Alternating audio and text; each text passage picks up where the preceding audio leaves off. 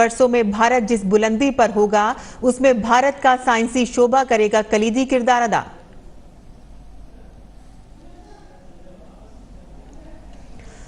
सदर जमहूरिया द्रौपदी मुर्मू आज से 2 रोजा राजस्थान दौरे पर। सदर जमहूरिया ने जयपुर के राजभवन में संविधान उड्डयन का किया इफ्तिताह। साथ ही 1000 मेगावाट बीकानेर शमसी तवानाई मंसूबे का संग बुनियाद रखेंगी।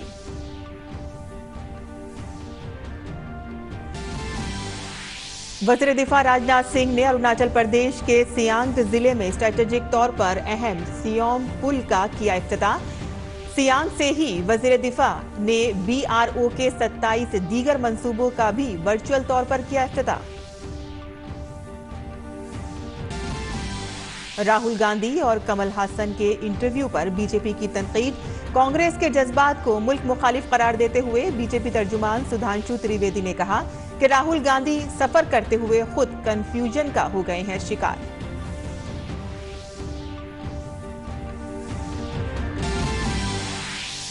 रणजी ट्रॉफी में सौराष्ट्र के कप्तान जयदेव उनादकट ने रकम की तारीख। पहले ही ओवर में हैट्रिक लेने वाले बने पहले गेंदबाज। उनादकट की जबरदस्त गेंदबाजी से दिल्ली 133 रन पर सिमटी। श्रीलंका के खिलाफ घरेलू T20 टीम इंडिया करेगी 2023 की मुहिम का आगाज। साल की पहली T20 सीरीज के लिए हार्दिक पांड्या के पास है टीम की कमान।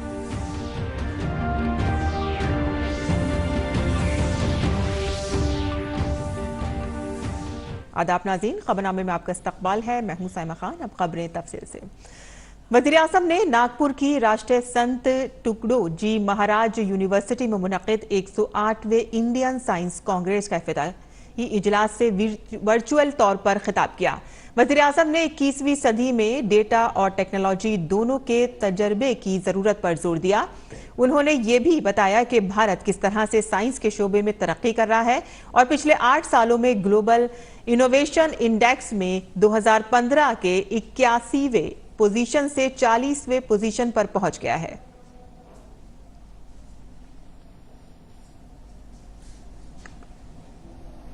अगले 25 वर्षों में भारत जिस ऊंचाई पर होगा उसमें भारत की वैज्ञानिक शक्ति की भूमिका बहुत अहम होगी। साइंस में पैशन के साथ जब देश की सेवा का संकल्प जुड़ जाता है तो नतीजे भी अभूतपूर्व आते हैं। मुझे विश्वास है भारत की साइंटिफिक कम्युनिटी भारत को 21वीं सदी में वो मुकाम हासिल कराएगी जिसका वो हमेशा हकदार रहा है। वज़ीर आज़म ने कहा कि साइंसी इख्तरात का बराह रास्त ताल्लुक लोगों की जिंदगियों से होना चाहिए और इसकी पूरी कोशिश लैब से लैंड तक, रिसर्च से रियल लाइफ के सफर पर होनी चाहिए।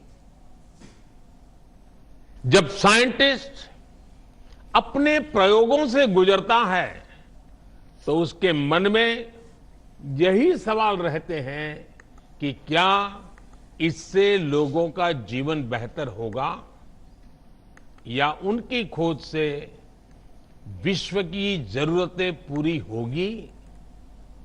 साइंस के प्रयास बड़ी उपलब्धियों में तभी बदल सकते हैं जब वो लैब से निकलकर लैंड तक पहुंचे, जब उसका प्रभाव ग्लोबल से लेकर ग्रासरूट तक हो, जब उसका विस्तार जर्नल से लेकर जमीन तक हो, जब उससे बदलाव रिसर्च से होते हुए रियल लाइफ में दिखने लगे। साथियों, जब साइंस की बड़ी उपलब्धियां एक्सपेरिमेंट से लेकर लोगों के एक्सपीरियंस तक का सफर तय करती हैं, तो इससे एक अहम संदेश जाता है। ये बात युवाओं को बहुत प्रभावित करती है। वहीं इन्होंने इंसानियत पर बढ़ते हुए वबाई बहरान के पेश नज़र तहकीक को और बाहमी ताउन फरोग देने के लिए इक़दाम करने पर भी जोर दिया। आज हम एक ऐसे दौर में जी रहे हैं जब मानवता पर नई नई बीमारियों का संकट मंडरा रहा है। हमें नए वैक्सीन तैयार करने के लिए रिसर्च एंड डेवलपमेंट को बढ़ावा देना होगा। जैसे आज हम बाढ़ या भूकंप जैसी त्रासदियों से निपटने के लिए पहले से तैयार रहते हैं, उसी तरह हमें इंटीग्रेटेड डिसीज सर्वेलेंस के जरिए समय रहते बीमारियों की पहचान करनी होगी और उससे निपटने के उपाय करने होंगे। इस लक्ष्य को हासिल करने के लिए अलग अलग मंत्रालयों को मिलकर काम करना होगा। लाइफ यानी लाइफस्टाइल फॉर एनवायरमेंट, इसके बारे में भी आप सभी मेरे साथी भलीभांति जानते हैं। नागपुर में 108वीं इंडियन साइंस कांग्रेस का आगाज हो गया है। इस 5 रोजा प्रोग्राम में दुनिया भर से कई साइंसदान शिरकत कर रहे हैं। इस मौके पर हमारे नुमाइंदे शिशिर सेलार ने वजीर आजम के प्रिंसिपल साइंसी मुशीर अजय कुमार सूद से खुसूसी बातचीत की। 108वीं भारतीय विज्ञान कांग्रेस का शुरुआत जो है नागपुर में हो चुकी है। नागपुर में इस वक्त जो इसका बड़ा समापन होगा। आने वाले 5 दिनों तक जो है दुनिया भर से देश के साइंटिस्ट रिसर्चर्स यहाँ पर आएंगे, एक छत के नीचे आएंगे और कई विषयों पर जो है बिंदुओं पर चर्चा करेंगे। प्रधानमंत्री नरेंद्र मोदी ने इसको संबोधित किया और कुछ बातें स्पष्ट की इसमें। इस वक्त हमारे साथ प्रिंसिपल साइंटिफिक एडवाइजर है प्रोफेसर सूद सर। जिस प्रकार से हमने देखा है कि साइंस की बात करें तो भारत इस वक्त अगर देखा जाए काफी तवज्जो दे रहा है इस बात को, खासतौर पर रिसर्च एंड टेक्नोलॉजी को। इस प्रकार का आयोजन इंडियन साइंस कांग्रेस कितना महत्वपूर्ण है भारत के लिए? ये विज्ञान का महोत्सव है। इससे सारे लोग साथ आते हैं, एक साइंटिफिक एटीट्यूड का विकास होता है and also attention to science and technology. और इस बार अगर आप अपना थीम देखिए, सस्टेनेबिलिटी एंड विमेन एम्पावरमेंट। प्रधानमंत्री ने एक बात स्पष्ट की, आने वाली पीढ़ियों के लिए कहीं ना कहीं जिस प्रकार के साइंस की इस वक्त वैल्यूज है या फिर हम काम कर रहे हैं उसको और इनकलकेट करने की जरूरत है, क्योंकि इसका फायदा आने वाली पीढ़ी को होगा। आप इसको किस प्रकार से देखते हैं? किस प्रकार से यूथ में जो है और जागृति लाई जाए, उनको और सजग बनाया जाए साइंस को लेकर? यूथ की बिना साइंस आगे नहीं बढ़ेगा। यूथ में जब इंटरेस्ट आएगा तभी टेक्नोलॉजी इनोवेशंस आएंगी। अगर आप उसको सर्कुलर इकोनॉमी ले लीजिए, आप न्यू टेक्नोलॉजीज ले लीजिए, जो आज प्रधानमंत्री जी ने वही कहा, इन सब में बिना यूथ के इन्वॉल्वमेंट में नहीं हो सकता। आप स्वयं एक प्रधान सलाहकार है, साइंटिफिक एडवाइजर है, तो ऐसे में आप क्या चाहेंगे, कौन से ऐसे बिंदु होंगे जो भारत को उस पर फोकस करने की जरूरत होगी in the field of science and technology आने वाले समय में? सारे मिनिस्ट्री को मिलाकर एक वन हेल्थ मिशन बना रहे हैं, जिससे हमें पेंडेमिक प्रिपेयर्डनेस आएगी कि हमें क्या क्या करना है भविष्य में, और ये देखना है कि हम कैसे एक दुनिया के लीडर के रूप में उभरें। कोई भी ऐसा कभी विपत्ति आए तो हम तैयार रहें। हमसे बात करें, धन्यवाद सर। खासतौर पर जो बिंदु अपने विषय उठाए उसके लिए। तो जिस प्रकार से हम देख पा रहे हैं कि 108वां भारतीय कांग्रेस का ये सत्र शुरू हो चुका है और यहाँ पर अगर देखा जाए, जैसे मैंने कहा कि कई सारे वैज्ञानिक आएंगे और साथ साथ एक्सपर्ट आएंगे और वो नए आयाम खोले जाएंगे विज्ञान के क्षेत्र में जो भारत के लिए काफी महत्वपूर्ण होंगे। शीर्षलार, डीडी न्यूज, नागपुर। वजीर दिफा राजनाथ सिंह ने आज अरुणाचल प्रदेश के सियांग जिले में सियोम पुल का इफ्तिताह किया। दरियाए सियोम पर 100 मीटर लंबा सियोम पुल स्ट्रेटेजिक लिहाज से काफी अहमियत का हामिल पुल है, क्योंकि ये लाइन ऑफ एक्चुअल कंट्रोल के दूर दराज इलाकों में फौजियों की तैनाती में भारत को बेपनाह फायदा पहुंचाने में मदद करेगा। अपने खिताब में वजीर दिफा ने कहा कि हाल ही में BRO ने जिस जज्बे और रफ्तार से तरक्याती काम किए हैं वो काबिल तारीफ हैं। ज्यादा से ज्यादा सरहदी इलाकों को मुल्क से जोड़ने का मंसूबा हुकूमत की अव्वलीन तरजीह है, ताकि वहां रहने वाले लोगों की तरक्की के साथ साथ उनमें हुकूमत के नज़्म नस्ब पर एतमाद का जज्बा भी पैदा हो सके। BRO ने जिस भावना और गति के साथ विकास कार्यों को अंजाम दिया है उसकी जितनी भी सराहना की जाए वह कम है। अधिक से अधिक सीमावर्ती क्षेत्रों को जोड़ने की योजना यह हमारी सरकार की प्राथमिकताओं में है, ताकि वहां रहने वाले लोगों को विकास के साथ साथ उनमें व्यवस्था के प्रति एक विश्वास की भावना भी विकसित हो सके। वज़ीर दिफा ने सरहदी इलाकों में इंफ्रास्ट्रक्चर की बेहतरी से मुतालिक मंसूबों की तारीफ की और कहा कि ये मंसूबे मुसल्लह अफवाज के लिए सूतमंद साबित होंगे। हमारी आर्म्ड फोर्सेस के जवान बड़ी संख्या में ऐसे इलाकों में तैनात होते हैं जहां पूरे साल ट्रांसपोर्ट की कोई सुविधा उपलब्ध नहीं हो पाती थी। खासकर ऐसे समय में जब ठंड बढ़नी शुरू होती है, कई इलाकों में रास्ते बर्फबारी के कारण बंद हो जाते हैं। ऐसे में ये सभी प्रोजेक्ट हमारी सेनाओं तक राशन और मिलिट्री इक्विपमेंट आदि पहुंचाने में कारगर साबित होंगे। और इस मौके पर अरुणाचल प्रदेश के वजीर आला पेमा खांडू ने कहा कि इन मंसूबों से जो पैगाम पहुंचता है वो बिल्कुल वाज़ेह है कि हुकूमत पहाड़ी इलाकों में बुनियादी ढांचे की तरक्की के लिए पुरअज़्म है। ये अपने आप में ही एक बहुत अच्छा एक मैसेज ये कन्वे कर रहा है। केवल इन प्रोजेक्ट से केवल कनेक्टिविटी को बढ़ाने का ही नहीं, बल्कि इससे ये भी प्रूफ होता है कि केंद्र में हमारे माननीय प्रधानमंत्री नरेंद्र मोदी जी और अपने डिफेंस मिनिस्टर राजनाथ सिंह जी हमारे जितने भी जो हिमालयन बेल्ट है, जम्मू एंड कश्मीर से लेकर अरुणाचल प्रदेश में कनेक्टिविटी बढ़ाने में कोई भी चूक वो लोग पीछे नहीं हटेंगे। सदर जमहूरिया द्रौपदी मुर्मू आज से राजस्थान के 2 रोज़ा दौरे पर हैं। सदर जमहूरिया ने आज जयपुर में अमर जवान ज्योति पर फूलों की चादर चढ़ाकर शहीदों को खिराज अकीदत पेश किया। इस मौके पर गवर्नर कलराज मिश्र और वजीर आला अशोक गहलोत उनके साथ मौजूद थे। सदर जमहूरिया ने जयपुर के राजभवन में संविधान उड्डयन का भी इफ्तिताह किया। सदर जमहूरिया द्रौपदी मुर्मू ने जयपुर में तामीर संविधान उड्डयन का मुआयना भी किया। सदर जमहूरिया ने राजस्थान में शमसी तवानाई के शोबों के लिए ट्रांसमिशन सिस्टम का वर्चुअल तौर पर आगाज किया। सदर जमहूरिया ने 1000 मेगावाट के बीकानेर सोलर पावर प्रोजेक्ट का भी संगे बुनियाद रखा। सदर जमहूरिया मुर्मू राजभवन में राजस्थान के खास तौर पर कमजोर कबायली ग्रुप्स बिरादरियों के अरकान से मुलाकात करेंगी। सदर जमहूरिया इसके बाद माउंट आबू में ब्रह्मा कुमारी के ज़ेर एहतमाम एक प्रोग्राम में बतौर मेहमान खुसूसी शिरकत करेंगी।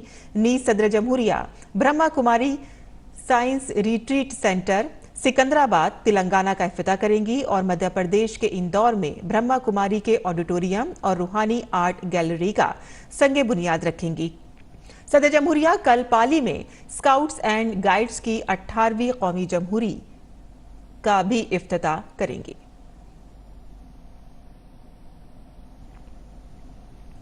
सदर जमहूरिया ने असेंबली में उन खवातीन का जिक्र किया जिन्होंने इस वक्त अपनी एक मुनफरिद शिनाख्त कायम की है।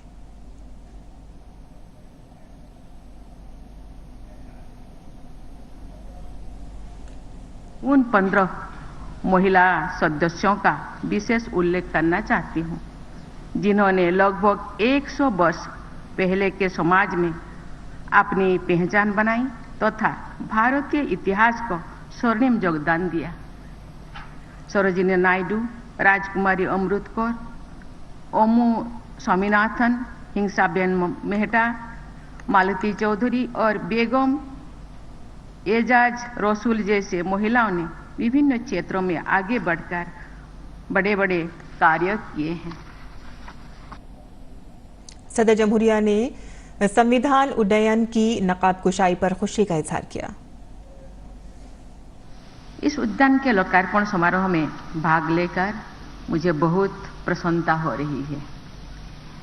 इतने सुंदर और सूचनाप्रद संविधान उद्यान का परिकल्पना करना तथा इसे वर्तमान स्वरूप प्रदान करने के लिए मैं राज्यपाल श्री कलराज मिश्र जी तथा इस कार्य से जुड़ी टीम के सभी सदस्यों की सराहना करती हूँ।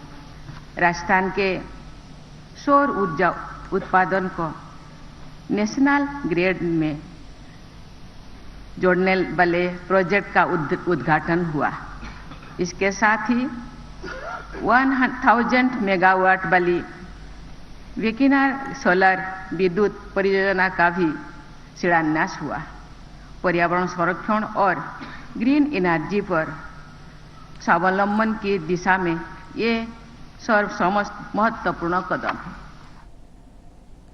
और बीजेपी के सदर जेपी नड्डा ने आज बिहार के मुजफ्फरपुर में एक जलसा-ए-आम से खिताब किया।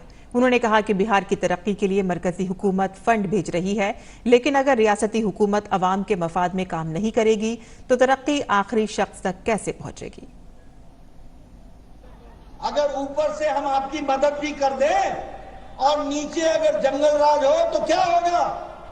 भ्रष्टाचार होगा, और भ्रष्टाचार के साथ साथ विकास में गतिरोध होगा। बिहार में चीजें खिसकती नहीं है। फिर भी हमने कहा है 1200 करोड़ रुपए भारत सरकार ने, मोदी जी ने दरभंगा के all India institute of medical sciences के लिए दे दिए हैं। बिहार सरकार ने 85 एकड़ जमीन हमको दे दी है। हमको 200 एकड़ चाहिए, उसकी व्यवस्था करनी होगी और उसको आगे बढ़ाना होगा। उन्होंने कहा कि इस सर्दी में भी मुझे सुनने के लिए आने वाले लोग इस बात को जाहिर करते हैं कि अवाम ने रियासत में हुकूमत बदलने का अज़्म कर लिया है। उन्होंने कहा कि मुल्क के लोगों का एतमाद सिर्फ और सिर्फ बीजेपी पर है। इस गर्मी के साथ, इस गर्मजोशी के साथ यहां उपस्थित होना इस बात का सूचक है, इस बात को इशारा करता है कि आप सब लोगों ने वर्तमान व्यवस्था को उखाड़ के फेंकने का और विशुद्ध भारतीय जनता पार्टी के कमल के निशान का आह्वान करने का आपने संकल्प ले लिया। सुप्रीम कोर्ट ने एक अर्जी पर अपना फैसला सुनाया है जो जिम्मेदार उहदों पर फाइज अफराद जैसे कि वुज़रा, MP और MLA की तरफ से मुजरिमाना मामले में दिए गए गैर जिम्मेदाराना बयानात से मुताल्लिक है। सुप्रीम कोर्ट ने कहा है कि आर्टिकल 19(2) के तहत मौजू पाबंदियों के अलावा अवामी नुमाइंदों पर कोई अलहदा पाबंदियां नहीं लगाई जा सकती हैं। अदालत ने कहा है कि ज़ेर-ए-इल्तवा मुकदमात में किसी वजीर के बयान को हुकूमत का बयान नहीं समझा जा सकता है। जस्टिस सैयद अब्दुल नज़ीर की ज़ेर सदारत आईनी बेंच ने यह फैसला अरकान पार्लियामेंट और असेंबली की आज़ादी इजहार राय की हद मुकर्रर करने के मुतालबे पर दिया है। आईनी बेंच में जस्टिस सैयद अब्दुल नज़ीर के साथ justice BR Gavai, justice AS Bopanna, justice V Rama Subramanian और जस्टिस BV नागरत्ना शामिल थे। जस्टिस BV नागरत्ना ने अक्सरियती फैसले से मुख्तलिफ फैसला दिया। इससे कबल सुप्रीम कोर्ट ने कहा था कि अवामी उहदों पर फाइज अफराद को शाइस्तगी बरकरार रखनी चाहिए और मुल्क के लोगों के लिए बेगैर मुनासिब बातें करने से गुरेज करना चाहिए। सुप्रीम कोर्ट ने कहा कि ये नुक्ता नज़र हमारी आईनी सकाफत का हिस्सा है और इस सिलसिले में ज़ाब्ता अखलाक बनाने की जरूरत नहीं है।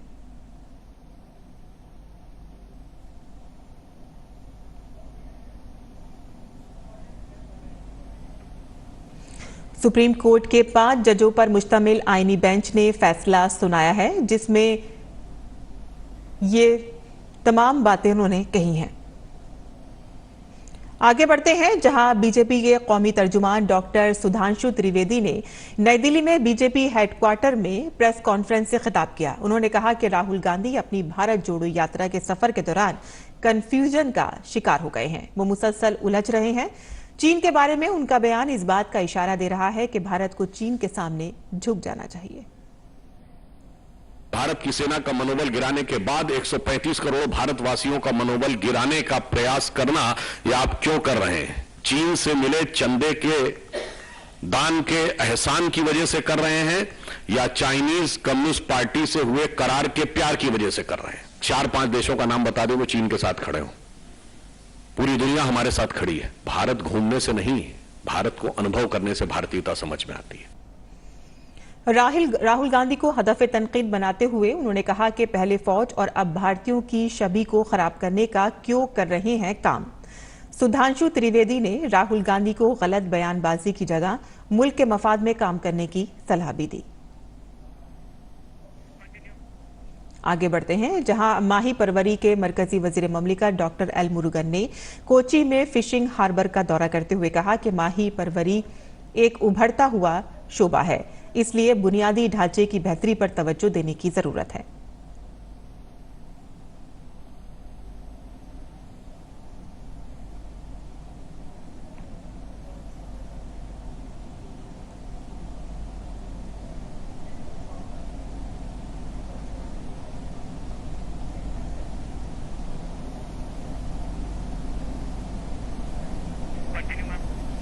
और इससे पहले उन्होंने पोर्ट ट्रस्ट अथॉरिटी के आला हुक्काम के साथ मीटिंग की।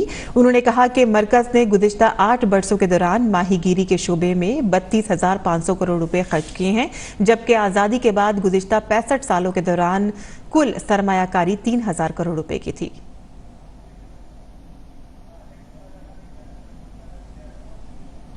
यहाँ का जायजा लिया है, मीटिंग भी आपने ली, क्या कुछ आउटकम इसका निकल के आया और क्या कुछ कंसर्न्स भी ऑफिशियल्स ने बताए? ये फिशिंग हार्बर है, ये यूनियन बजट का हार्बर है। इस हार्बर में आज एक बैठक हम लिया, इस बैठक में चर्चा भी होगा। इस चर्चा में हम आज डिस्कशन किया, एक कंक्लूजन भी किया। इस कंक्लूजन क्या है, ये प्रोजेक्ट हम 23 दिसंबर के अंदर ये कंस्ट्रक्शन हम करेंगे, करके ये डेडिकेशन के लिए आज हम टारगेट भी फिक्स किया। इसके बाद इसका कुछ फैसिलिटीज़ का इंक्लूड करना था, मेडिकल फैसिलिटीज़ इंक्लूड करने के लिए कुछ आज डिस्कशन भी होगा। कोई आज this net mending unit people उनका भी एक रिप्रेजेंटेशन दिया, उनका रिप्रेजेंटेशन भी हम देखेंगे, क्या उनका न्याय दिलाने के लिए भी हम कोशिश करके ये फिशिंग हार्बर, ये मॉडर्नाइजिंग फिशिंग हार्बर है, इंटरनेशनल स्टैंडर्ड फिशिंग हार्बर है, ये यूनियन बजट का फिशिंग हार्बर है। नॉट ओनली ये fishing harbour, Chennai fishing harbour भी, Visakhapatnam fishing harbour and Paradip fishing harbour and Maharashtra में एक और फिशिंग हार्बर भी हम ऐड किया। इस 5 फिशिंग हार्बर हमने एक साथ फाउंडेशन स्टोन डालने के लिए हम कोशिश कर रहे हैं। इमीडिएटली विद इन वीक और within very soon this work is going to start. मत्स्य पालन संभावनाओं से भरा हुआ क्षेत्र है और सरकार इन संभावनाओं को पूरी तरह से हकीकत में बदलने के लिए तैयार है। चाहे वो पोर्ट के मॉडर्नाइजेशन की बात हो, चाहे मछुआरों के वेलफेयर की बात हो, सरकार का कहना है कि यहाँ पर इंटरनेशनल स्टैंडर्ड की फैसिलिटीज़ की जा रही हैं, जिससे कि आने वाले समय में ज़्यादा से ज़्यादा फ़ायदा यहाँ पर रहने वाले लोगों को भी हो, मछुआरों को भी हो और इस क्षेत्र में दिन दूनी रात चौगनी हो। कैमरामैन आरके के साथ रमा त्यागी, डीडी न्यूज़, केरला। तो ये थी हमारी नुमाइंदा रमा त्यागी, जिन्होंने माही परवरी के वजीर ममलिका डॉक्टर एल मुरुगन से खास बातचीत की। आगे खबरों की तरफ रुख कर लेते हैं, जहां कंझावला में मामले में दिल्ली पुलिस के स्पेशल सीपी सागर प्रीत हुड्डा ने आज एक प्रेस कॉन्फ्रेंस में बताया कि मुतवफ़िया अपनी स्कूटी पर तन्हा नहीं थी। हादसे के वक्त उनके साथ एक लड़की भी थी जो हादसे के बाद वहां से चली गई। अब हमारे पास इस वाक़े का ऐनी शाहिद है और उस लड़की का बयान 164 CRPC के तहत रिकॉर्ड किया जाएगा। उन्होंने कहा कि मामले की जांच जारी है और कसूरवारों को सख्त से सख्त सजा दी जाएगी।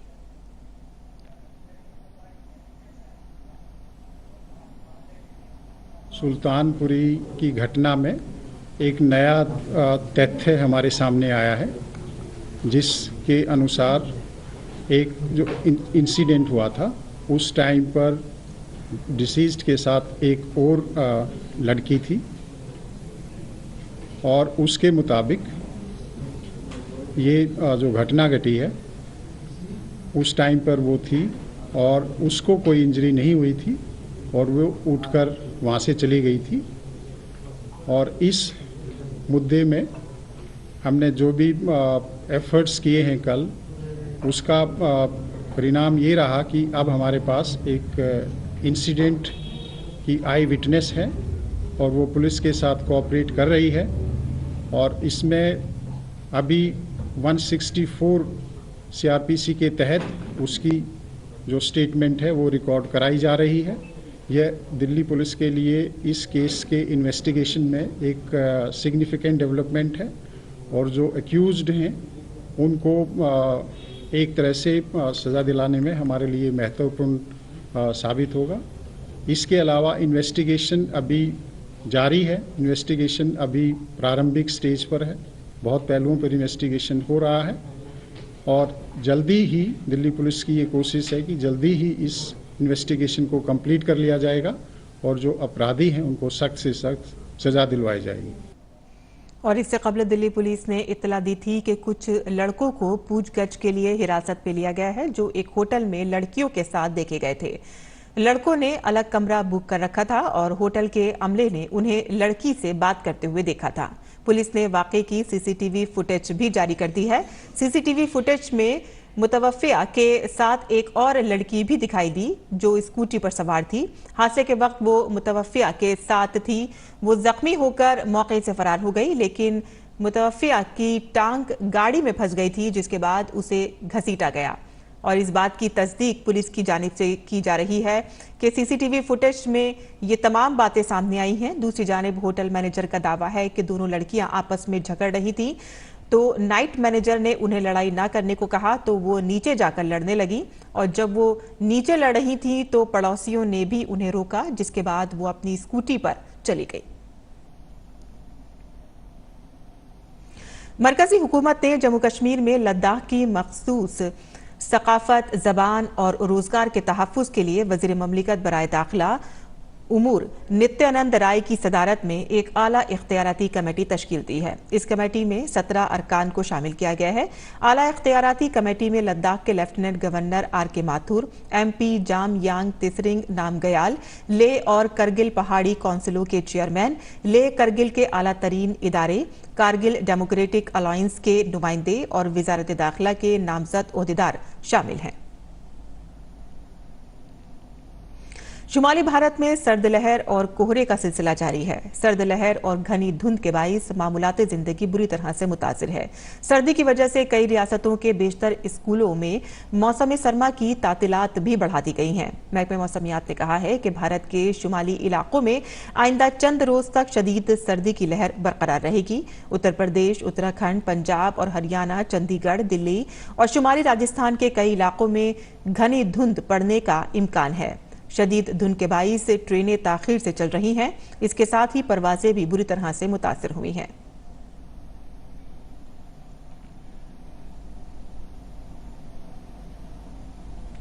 और इसी के साथ ही हमारा खबरनामा यहीं खत्म पसीर होता है। हमारी पूरी टीम को दें इजाजत।